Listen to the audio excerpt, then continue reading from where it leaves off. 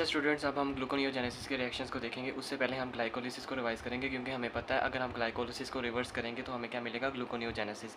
तो ग्लाइकोलिसिस में स्टूडेंट्स हमने क्या पढ़ा था, ग्लाइकोलिसिस में हमारे पास क्या है, 7 जो है हमारे रिवर्सिबल रिएक्शंस हैं और हमारे पास 3 जो है इरिवर्सिबल रिएक्शंस हैं। स्टूडेंट्स, मैंने पहले भी अपनी वीडियो में कहा था, ग्लाइकोलिसिस की वीडियोज़ में मैंने बताया था आपको, उस ग्लाइकोलिसिस में 3 रेगुलेटरी स्टेप्स होते हैं। कौन कौन से? First, third and last. अब ये रेगुलेटरी स्टेप्स जो हैं ये इरिवर्सिबल स्टेप्स हैं। सबसे पहले हम ग्लाइकोलिसिस के स्टेप्स को रिवाइज करेंगे। हमने क्या पढ़ा था, हमारे पास क्या था, ग्लूकोज किस में कन्वर्ट होता है, ग्लूकोज 6 फॉस्फेट। अब ये क्या था, पहला रेगुलेटरी स्टेप था, मतलब पहला इरिवर्सिबल स्टेप था। उसके बाद क्या था, ग्लूकोज 6 फॉस्फेट किस में कन्वर्ट हो रहा था, फ्रुक्टोज 6 फॉस्फेट में।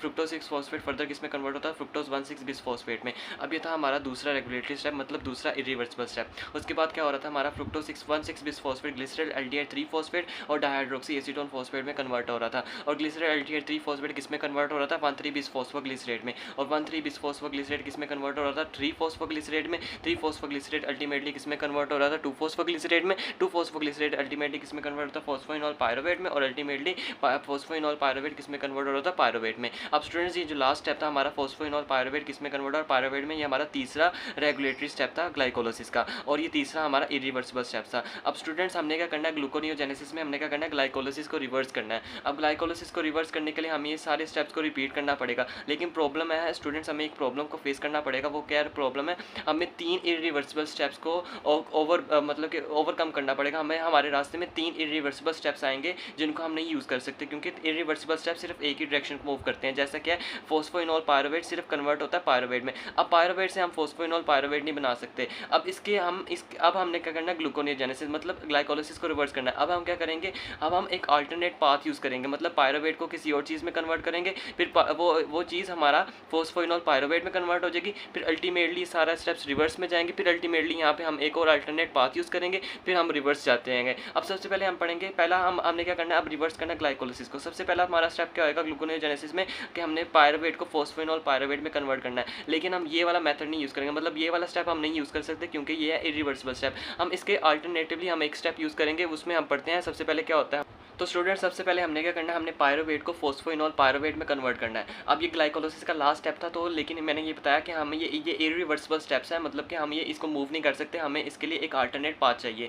अब मतलब कि ये हमारा पहला रोड ब्लॉक है। तो सबसे पहले क्या होगा स्टूडेंट, सबसे पहले हम इस रिएक्शन को एक अल्टरनेट पाथ में डिस्कस करेंगे। अब वो क्या रिएक्शन है, इसके अल्टरनेट हमारा कौन सा रिएक्शन है। सबसे पहले क्या होता है, हमारे पास एक एंजाइम है, कौन सा, पायरुवेट कार्बोक्सिलेज। अब पायरुवेट कार्बोक्सिलेज क्या करता है, कार्बोक्सिलेशन करता है किसकी, पायरुवेट की। पहला आपको ये पता होना चाहिए, हमने क्या पढ़ना है, पायरुवेट कार्बोक्सिलेज को पढ़ना है। उसमें पायरुवेट कार्बोक्सिलेज क्या करता है, पायरुवेट की कार्बोक्सिलेशन करता है। अब पायरुवेट कार्बोक्सिलेज स्टूडेंट्स पढ़ने से पहले हम पायरुवेट कार्बोक्सिलेज एंजाइम को इटसेल्फ स्टडी करेंगे, पायरुवेट कार्बोक्सिलेज है क्या।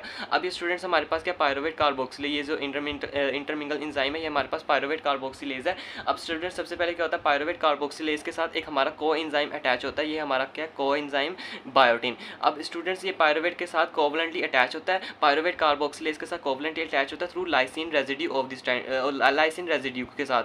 अब स्टूडेंट, मैंने क्या बताया, पायरुवेट कार्बोक्सिलेज है। पायरुवेट कार्बोक्सिलेज क्या हमारे पास कोवलेंटली अटैच है किसके साथ, बायोटिन के साथ, कि थ्रू लाइसाइन रेजिड्यू के साथ। अब ये हमारा था पायरुवेट कार्बोक्सिलेज। सबसे पहले क्या होगा, हमारे पास पायरुवेट कार्बोक्सिलेज के ऊपर कार्बन डाइऑक्साइड आके लगेगी, मतलब एक बाइकार्बोनेट जो हमारा है वो कार्बन डाइऑक्साइड देगा किसको, पायरुवेट कार्बोक्सिलेज के ऊपर। पायरुवेट कार्बोक्सिलेज के किस कंपोनेंट के ऊपर जाके लगेगी, वो बायोटिन कंपोनेंट के ऊपर जाके हमारी कार्बन डाइऑक्साइड जाके अटैच होगी। अब वो कार्बन डाइऑक्साइड किसने दिया, हमारे बाइकार्बोनेट आयन ने। हमारे बाइकार्बोनेट आयन ने कार्बन डाइऑक्साइड दिया और वो जाके लग गई है बायोटिन प्रोस्थेटिक ग्रुप के साथ, वो कार्बन डाइऑक्साइड अटैच हो गई है। अब ये स्टेप्स में स्टूडेंट, इस स्टेप में हमारे पास एनर्जी यूज़ हुई है, वो एनर्जी किसने दी है, हमारी एटीपी ने। एटीपी ने हमारी एनर्जी दी है, और अल्टीमेटली क्या हुआ है, जो कार्बन डाइऑक्साइड बाइकार्बोनेट दी थी वो अटैच हो गई जाके बायोटिन प्रोस्थेटिक ग्रुप के साथ। अब स्टूडेंट, आगे क्या होगा, अभी जो कार्बन डाइऑक्साइड पायरुवेट कार्बोक्सिलेज के पास है, वो क्या करेगा, पायरुवेट कार्बन डाइऑक्साइड अल्टीमेटली किसको प्रोवाइड कर देगा, मतलब अल्टीमेटली कार्बन डाइऑक्साइड पायरुवेट को दे देगा।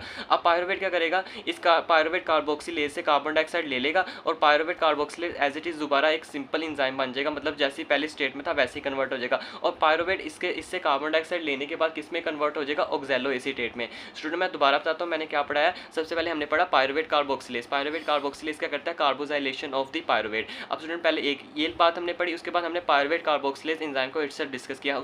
हमने इसमें क्या डिस्कस किया, हमारे पास पायरुवेट कार्बोक्सिलेज है जो कि कोवलेंटली अटैच होता है बायोटिन प्रोस्थेटिक ग्रुप के साथ by the lysine lysine residue. उसके बाद मैंने बताया पायरुवेट कार्बोक्सिलेज सबसे पहले क्या करेगा, कार्बन डाइऑक्साइड लेगा, किससे, बाइकार्बोनेट आयन से। इस स्टेप में क्या होगा, हमारे पास एनर्जी यूज होगी इन दी फॉर्म ऑफ एटीपी। अब वो कार्बन डाइऑक्साइड कहाँ पे जाके लगेगी, बायोटिन प्रोस्थेटिक। ये कौन सा ग्रुप था, बायोटिन प्रोस्थेटिक ग्रुप। अब वो कार्बन डाइऑक्साइड जाके लगी बायोटिन प्रोस्थेटिक ग्रुप के पास। उसके बाद हमने क्या किया, जो कार्बन डाइऑक्साइड पायरुवेट कार्बोक्सिलेज के पास थी उसको हमने दे दिया पायरुवेट को। अभी कार्बन डाइऑक्साइड किसके पास गई, पायरुवेट के पास गई, और पायरुवेट अल्टीमेटली किस में कन्वर्ट हो गया, ऑक्सैलो एसीटेट में। अब स्टूडेंट हमने क्या किया, हमने ऑक्सैलो एसीटेट बना दिया। अब ऑक्सैलो एसीटेट क्या करेगा स्टूडेंट, फर्दर किस में कन्वर्ट हो जाएगा, मैलेट में। क्योंकि हमारे पास क्या है, हमारे पास ऑक्सैलो एसीटेट क्या है, ऑक्सैलो एसीटेट में अल्टीमेटली किस में कन्वर्ट होता है, फॉस्फोइनोल पायरुवेट में। लेकिन स्टूडेंट ये मसला है, जब ऑक्सैलो एसीटेट जब कन्वर्ट होता है फॉस्फोइनोल पायरुवेट में, ये स्टेप होता है हमारा साइटोसोल में। लेकिन अब ये जो हमने जो पढ़ा है, जो ऊपर वाले स्टेप्स पढ़े हैं पायरुवेट की कार्बोक्सिलेशन वाले स्टेप्स, ये होते हैं माइटोकॉन्ड्रियल मैट्रिक्स में। अब स्टूडेंट्स क्या है, हमने ऑक्सैलो एसीटेट को साइटोसोल में लाना है, लेकिन एक मसला है, ऑक्सैलो एसीटेट जो है वो माइटोकॉन्ड्रियल मेम्ब्रेन के क्रॉस नहीं कर सकता, क्योंकि हमारे पास ऑक्सैलो एसीटेट का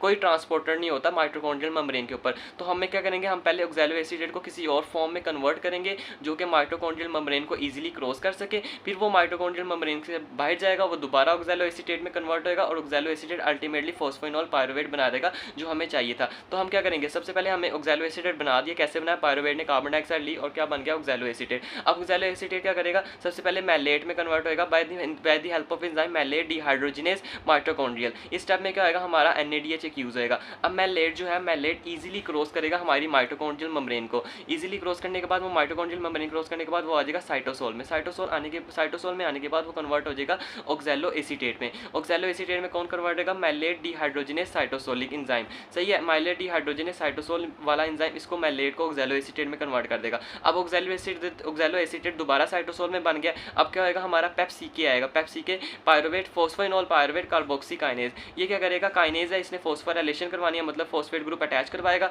और क्या करेगा, फॉस्फेट ग्रुप किससे लेगा, हमारा GTP से, और ऑक्सैलो एसीटेट को किस में कन्वर्ट कर देगा, फॉस्फोइनोल पायरुवेट में। और अल्टीमेटली इस स्टेप में क्या होगी, हमारा ये कार्बन डाइऑक्साइड भी निकल जाएगी। स्टूडेंट मैं दोबारा फटाफट आपको रिवाइज कर देता हूँ। हमने क्या पढ़ा, सबसे पहले पढ़ा हमने माइटोकॉन्ड्रियल मैट्रिक्स में क्या होगा, हमारे पास एक पायरुवेट कार्बोक्सिलेज एंजाइम है जो कि जिसके साथ biotin prosthetic group covalently attach है थ्रू लाइसिन रेजिड्यू। सबसे पहले क्या होगा, वो कार्बन डाइऑक्साइड लेगा थ्रू बाइकार्बोनेट आयन, और इस टाइम में क्या होगी, ATP यूज होगी, और वो कार्बन डाइऑक्साइड जाके बायोटिन प्रोस्थेटिक ग्रुप के साथ लग जाएगी। अब वो कार्बन डाइऑक्साइड जो पायरुवेट कार्बोक्सिलेज के पास, अब किसको दे देगा, पायरुवेट के पास, और पायरुवेट किस में कन्वर्ट हो जाएगा, ऑक्सैलो एसीटेट में। अब ऑक्सैलो एसीटेट क्रॉस नहीं कर सकता माइटोकॉन्ड्रियल मेम्ब्रेन, तो वो कन्वर्ट होगा किसमें, मैलेट में। मैलेट क्या करेगा, माइटोकॉन्ड्रियल मेम्ब्रेन को क्रॉस करेगा, फिर मैलेट दोबारा ऑक्सैलो एसीटेट में कन्वर्ट होगा, ऑक्सैलो एसीटेट किसमें अल्टीमेटली कन्वर्ट हो जाएगी, फॉस्फोइनोल पायरुवेट।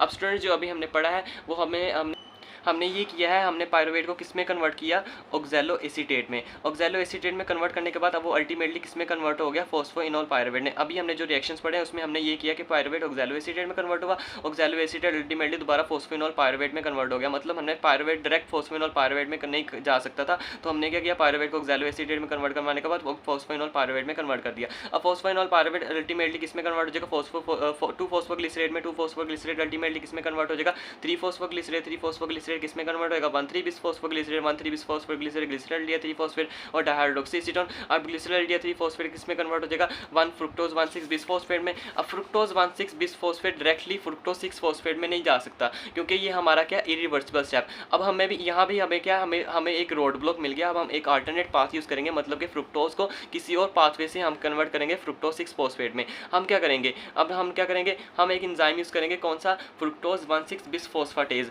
यहाँ पे आएगा फोस्फाटेज।